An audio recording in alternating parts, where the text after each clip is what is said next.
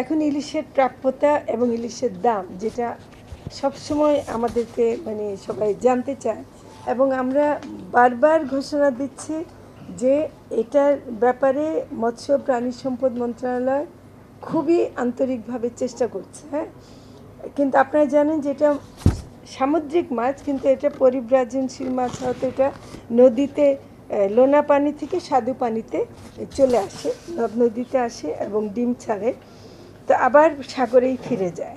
তো কিন্তু ইলিশ আসলে কম বেশি সারা বছরই ডিম ছাড়ে, শীতকালেই শুধু একমাত্র একটু কম পাওয়া যায়।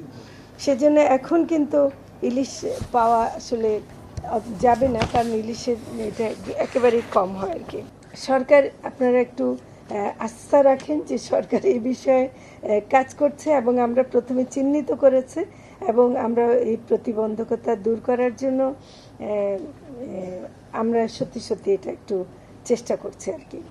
দুর্গাপূজা আসে, এবারের হিসাবটা এমনভাবে করেছে যে ভারতের নিষেধাজ্ঞার পিরিয়ডের মধ্যেই পড়বে, ওরা একটা দিনও বাড়তি পাবে না, যেখানে আমাদের নিষেধাজ্ঞা আছে ওদের নাই, ফলে ওদেরও নিষেধাজ্ঞা আছে, ফলে ওদের যারা ল এনফোর্সিং এজেন্সি আছে তাদেরও দায়িত্ব ওদের ট্রলারগুলোকে থামানো, আমাদের দায়িত্ব আমাদের ট্রলারগুলোকে থামানো। আগে আমরা সেটা করতে পারিনি এই কারণে যে ওদেরকে আমরা আটকে রেখেছি, কিন্তু ভারতের ওরা চলে আসতে পেরেছে যেহেতু তখন তাদের নিষেধাজ্ঞা পিরিয়ড ছিল না।